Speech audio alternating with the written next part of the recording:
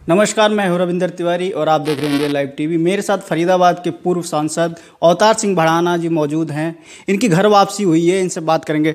Sir, सबसे पहले तो आपको बहुत बहुत बधाई, आपकी घर वापसी हुई है। देखिए, मुझे बहुत खुशी है कि मैं अपने घर में आकर अपने लोगों के बीच आया हूं और फिर से मैं अपने क्षेत्र की सेवा करूंगा। मुझे पूर्ण भरोसा है मेरे लोगों पर कि जो मैंने 20-25 वर्ष यहाँ की सेवा की है, फिर मुझे मौका देंगे, क्योंकि यहाँ के जो मौजूदा सांसद हैं और यहाँ की जो बीजेपी की सरकार है, उन्होंने इस हरियाणा को और फरीदाबाद को जिस तरीके से, जिन उम्मीदों से लोगों ने चुना था, वो अपनी उम्मीदों पर खरे नहीं उतरे हैं। यहाँ तक कि यहाँ इतना क्राइम बढ़ा है, यहाँ भ्रष्टाचार में डूबे हैं लोग, यहाँ के बिजनेस कारोबार ठप हो चुके हैं, लोगों के पास कोई रोटी नहीं है, बेरोजगारी बढ़ी है। तो 14 जनवरी से लेकर और आज तक तकरीबन 51 जवान शहीद हो गए हैं, उन पे क्या कहेंगे आप?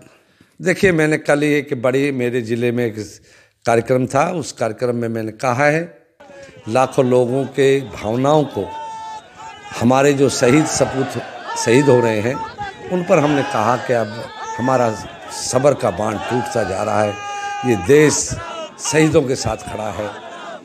अब सरकार को चाहिए कोई ऐसे कदम उठा लें कि जिससे हमारे शहीदों को शहीद ना होना पड़े, ऐसे कोई कदम उठाए। अब देर ना करे सरकार। जब सारा देश उनके सरकार के साथ खड़ा हो, जब सारा देश शहीदों के साथ खड़ा है, तो अब वो उन पाकिस्तान के उन लोगों ने जो कातिल हैं, अगर अमेरिका के लोग लादेन को उठाकर ले जाकर उसके टुकड़े कर सकते हैं, तो क्या हमारे अपने कातिलों को उठा के नहीं ला सकते? कोई भी सरकार ऐसा कदम ले कि जिससे भविष्य में कोई हमारी तरफ तकने की ज़रूरत ना करे, ऐसे कदम उठाने चाहिए। ये हमने लाखों लोगों ने उस मंच से जहाँ शहीदों को श्रद्धांजलि अर्पित की, वहीं सभी उस मंच पर सभी पार्टी दलों के एमपीज़, एमएलएज़, प्रतिनिधि, सब लोग वहाँ मौजूद थे। मैंने वहाँ से अपील की और वहीं उन शहीद सपूतों को श्रद्धांजलि देते हुए हमने ये मांग रखी है। मैं समझता हूँ कि सरकार अब देर न करे, बड़े कदम उठाएं, यही मेरी मांग है। सर, दुधौला में एक विश्वकर्मा स्किल कॉलेज बन रहा है, इसमें बड़ा घोटाला सामने आ रहा है। हमने वहाँ से ग्राउंड रिपोर्टिंग भी करी है, जिस तरीके से 2 नंबर की ईंटें लगाई जा रही हैं और सारा काम जो है एक तरीके से बहुत बड़ा भ्रष्टाचार नज़र आ रहा है। तो क्या कहेंगे आप इस पे? देखिए, मैं इस पे ये कहूँगा कि आप तो छोटे भ्रष्टाचारों पे गए हैं। मैं समझता हूँ कि इस पिछले 5 वर्षों में इसमें इतने बड़े घोटाले हुए हैं। 50,000 करोड़ लोगों के रुपए के 50,000 करोड़ के घोटाले हुए हैं। यहाँ अवैध खनन होता है, यहाँ अवैध अपराधियों को शरण दी जाती है, यहाँ लोगों को लूटा जाता है, यहाँ करप्शन की था नहीं है, शराब के ठेकों की बीमार है यहाँ की सरकार। और यहाँ के जो मौजूदा मामा भांजे हैं, वो किसी से छुपा नहीं है। इस फरीदाबाद को उन्होंने बर्बाद करके रखा है। जनता स्थानीय विधायक टेकचंद शर्मा के मिलीभगत का आरोप लगा रही है कि टेकचंद शर्मा के मिलीभगत से ही सारा ये घोटाला और सारा टेंडर छूटा हुआ है। कहीं ना कहीं सीधा आरोप है। देखिए, किसी व्यक्ति विशेष पे मैं आरोप नहीं लगा सकता।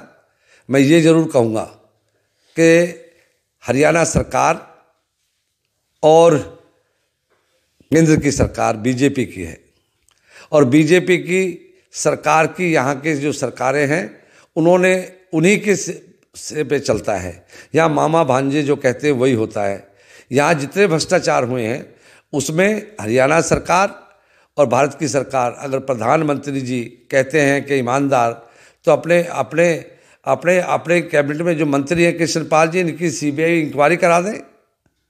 और साथ अगर उनको अगर न्याय देना है, जनता की आवाज़ सुनते हैं, आवाज़ पर वो मन की बात सुनते हैं, तो मेरे मन की बात भी सुन लें कि मेरी और कृष्णपाल जी की और मामा भांजों की सीबीआई से इंक्वायरी करा ली जाए। उनके घोटाले आएंगे या मेरी सेवा आएगी तो उसके कार्रवाई करें। भड़ाना साहब, आप फरीदाबाद में आए हैं और फरीदाबाद में सिटिंग सांसद कृष्णपाल गुर्जर हैं और वो केंद्र में मंत्री हैं। कहीं ना कहीं बड़ी चुनौती नहीं है आपके लिए फरीदाबाद में? देखिए, मैं फरीदाबाद में जन्मा हूँ, पूरा जीवन मैंने यहाँ के लोगों की सेवा की है। मुझे अपनों पर भरोसा है। एक बार मोदी जी के भाव में लोग बह गए थे, उनका कोई पिछला कोई करियर नहीं रहा, उन्होंने कभी यहाँ सिर्फ लूट खसोट की है, उस आदमी को कोई वोट देने को तैयार नहीं है। और मुझे भरोसा है कि ना तो इस सरकार की नीयत ठीक है और न यहाँ के नेताओं की सोच अच्छी है।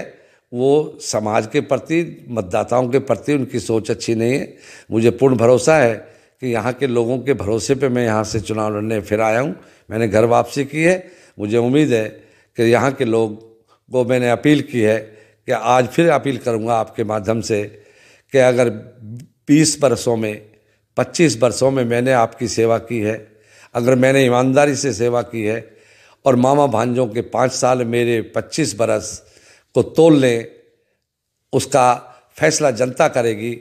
अगर मेरे 25 साल में कार्य अच्छे हैं, मैंने ईमानदारी से सेवा की है, और अगर मामा भांजों ने लूटा है, खसोटा है, उसका फैसला मैं जनता पे छोड़ देता हूँ। आज मेरी सच्चाई की जीत होती है।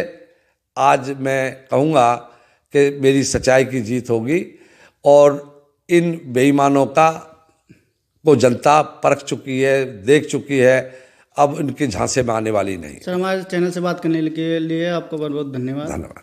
ये थे फरीदाबाद के पूर्व सांसद अवतार सिंह भड़ाना, जिन्होंने कह दी चुनौती तो बड़ी है, लेकिन तय जनता को करना है कि 25 साल बनाम 5 साल किसने बेहतर काम किए, अब जवाब जनता ही देगी।